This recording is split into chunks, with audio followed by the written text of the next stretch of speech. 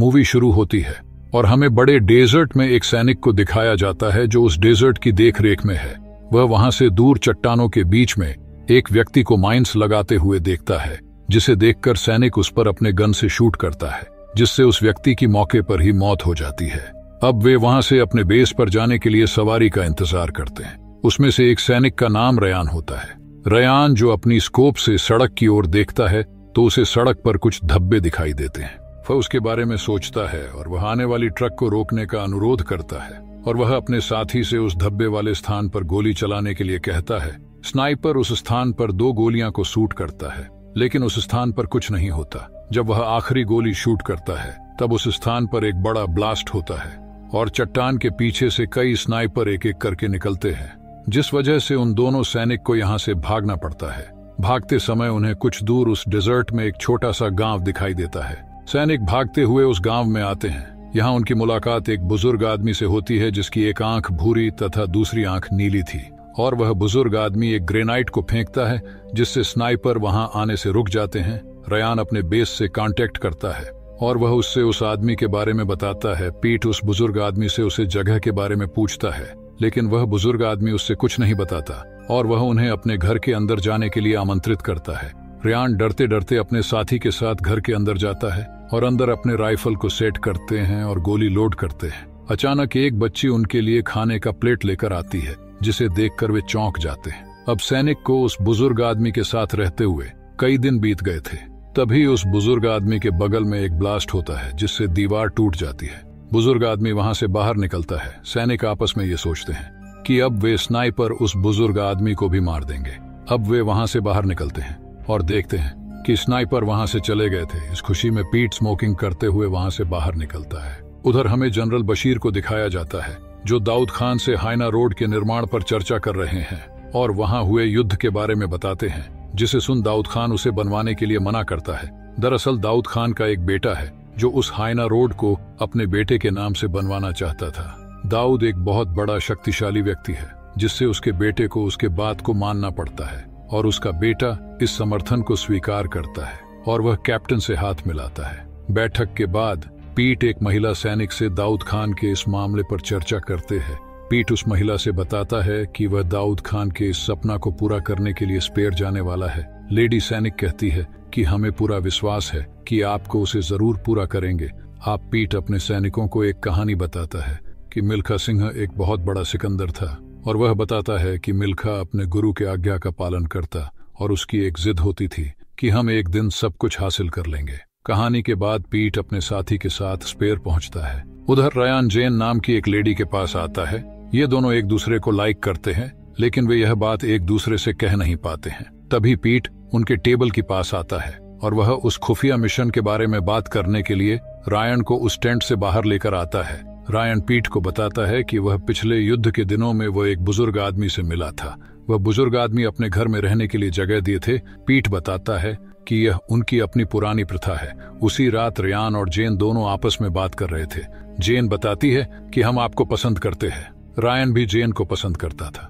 जेन बताती है क्यों ना हम दोनों को यह काम छोड़ देना चाहिए, इससे हमारे करियर में बाधा आ सकती है। रायन कहता है कि हम इसके बारे में सोचेंगे। अगले दिन एक सैनिक अपनी साथी को बता रहा था कि हमें अपने दुश्मन को कैसे मारना चाहिए ताकि उन्हें पता भी न चले। एक महिला सैनिक के बात को बहुत ध्यान से सुन रही थी। उधर पीट रयान और जेन के साथ बैठकर उस बुजुर्ग से बात कर रहे थे। वे उस बुजुर्ग आदमी से उसका नाम पूछते हैं। वह बुजुर्ग आदमी बताता है कि हम यहाँ अपने बेटे के शव को ढूंढ रहा हूँ, जो यहाँ कुछ दिन पहले घूमने आया था और उसे कुछ स्नाइपर ने जान से मार दिए थे। बुजुर्ग की बात सुनकर पीट वहाँ से तुरंत हाजी के पास आता है और वह उसके बारे में हाजी से बात करता है। हाजी बताता है कि यह बात सही है कि कुछ दिन पहले यहाँ कुछ स्नाइपर आए थे और वे इस जगह को पूरा तहस नहस कर दिए थे।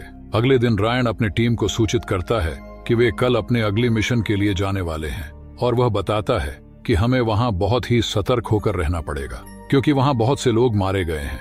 अब वे अपने टीम के साथ उस डेजर्ट में कुछ दूर जाते हैं और वे एक जगह रुककर सॉन्ग चलाकर वहाँ खूब डांस करते हैं और वे उस जगह का खूब आनंद लेते हैं। और अब वे अपने काफिले के साथ वहाँ से आगे बढ़ना शुरू करते हैं। अब वे उस खुफिया जगह पर पहुँचते हैं। वे वहाँ एक घर देखते हैं और वे उस घर में प्रवेश करते हैं। यहाँ उनकी मुलाकात उस बुजुर्ग आदमी से होती है जिसकी वे तलाश कर रहे थे।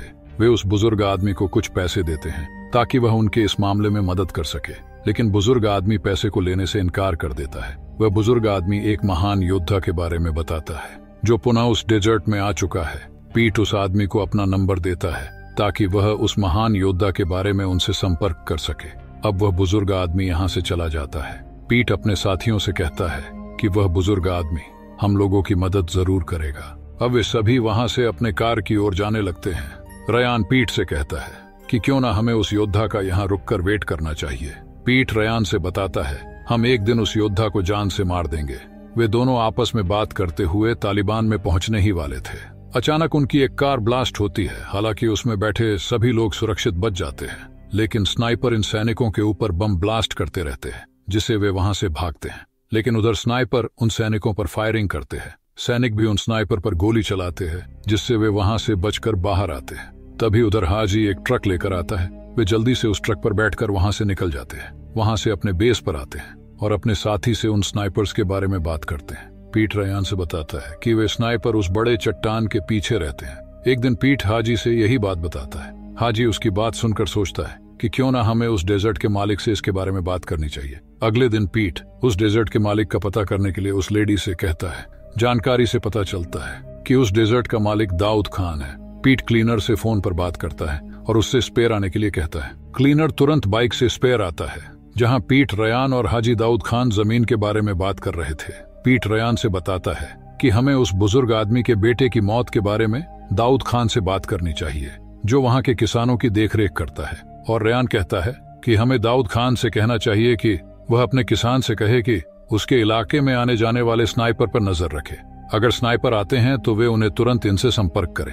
अब हम रयान अपने टीम के साथ हथियार को तैयार करते हुए देखते हैं। अगली सुबह वे अपने मिशन पर पहुंच चुके हैं और वहां वे अपने पोजीशन को सेट करते हैं और दुश्मन को देखते हैं।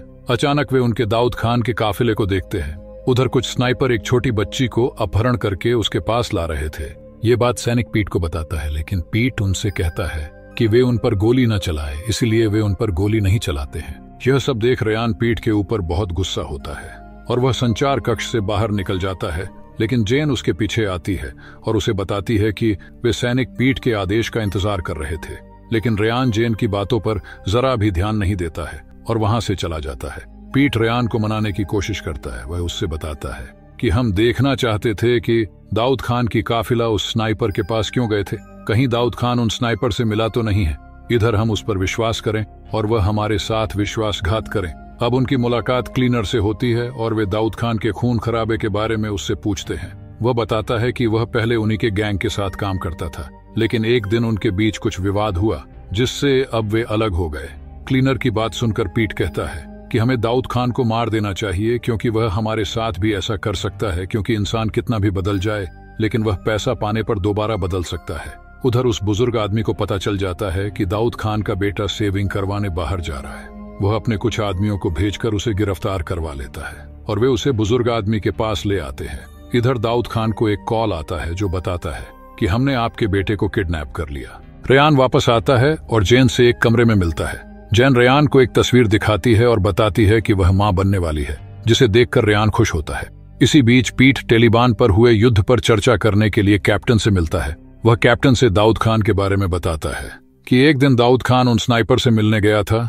उसकी बात सुनकर कैप्टन उसे जान से मारने की इजाजत देता है। इसके तुरंत बाद पीट और क्लीनर उस बुजुर्ग आदमी से मिलने आते हैं। इसी बीच रयान अपने टीम को दाऊद खान के पोस्ट को दिखाते हैं और बताता है कि हमें इसी जगह पर हमला करना है। उधर पीट उस बुजुर्ग आदमी से दाऊद खान के बारे में और अधिक जानकारी लेने के लिए कुछ पैसे देता है और वे उससे पूछते हैं कि तुम दाऊद खान को कब से जानते हो, जिस पर बुजुर्ग आदमी बताता है कि हम भी यहाँ एक साधारण किसान की तरह काम करते थे, लेकिन अब हम अपने बेटे के कातिल को ढूंढ रहा हूँ।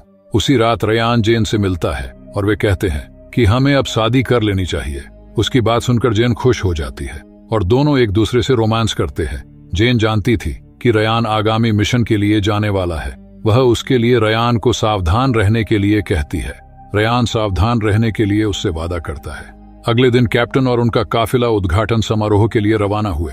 रयान अपने साथी के साथ पहाड़ पर अपनी बंदूक के साथ निशाना लगाता है। वह यहाँ से घर और समारोह दोनों जगह को देख रहा था। वह ऐसा इसलिए किया था ताकि वह देख सके कि दाऊद खान की टीम इन दोनों जगह में से किस जगह पर आता है।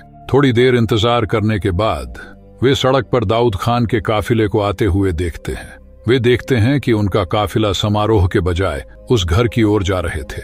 इधर पीठ अपने एक कॉल विभाग को कॉल करता है और वह उससे उस क्षेत्र के सभी कॉल को हैक करने का अनुरोध करता है। वह मैनेजर उस गांव के सभी कॉल को हैक करने में कामयाब हो जाता है। यहाँ दाऊद खान का सामना उस बुजुर्ग आदमी से होता है। उधर पीठ अपने टीम के साथ उस गांव के बातचीत को ध्यान से सुन रहा था। पहले वह बुजुर्ग आदमी दाऊद खान को अपने बेटे का कातिल का आरोप लगाता है। दाऊद खान बताता है कि हाँ, हमने ही तुम्हारे बेटे को मारा था क्योंकि वह हमारे बनाए गए नियम का पालन नहीं करता था। अब दाऊद खान उस बुजुर्ग आदमी से अपने बेटे के बारे में पूछता है। तब वह बुजुर्ग आदमी एक बैग में से उसके बेटे का कटा हुआ सिर निकालता है, जिसे देखकर वह नीचे गिर जाता है। और अब वह उस बुजुर्ग आदमी पर गोली चलाने ही वाला था, लेकिन रयान उस पर बंदूक से शूट करता है, जिससे उसकी मौत हो जाती है। और अब वे वहां से निकलकर उस बुजुर्ग आदमी के पास आते हैं। उधर अनेक शत्रु अपनी टीम के साथ इनके पास आ रहे थे। वे इनसे बचने के लिए एक घर में फंस जाते हैं। यहाँ वे देखते हैं कि इनके सभी सैनिक मारे गए हैं। वे पीठ से इस जगह पर तोप से फायरिंग के लिए कहता है। ये सुनकर जेन चिल्लाती है और उसे ऐसा करवाने से मना करती है। रयान को गोली लगने की वजह से वह जेन से माफी मांगता है और कहता है कि वह अपना ख्याल रखे। इसके बाद तोप के हमले से उस क्षेत्र को तबाह कर देते हैं, जिससे वे सभी मारे जाते हैं। जेन और अन्य सैनिक उनके अंतिम संस्कार में शामिल होते हैं और बुजुर्ग आदमी भी अपने बेटे का अंतिम संस्कार करता है। और इसी के साथ मूवी यहीं पर एंड हो जाती है।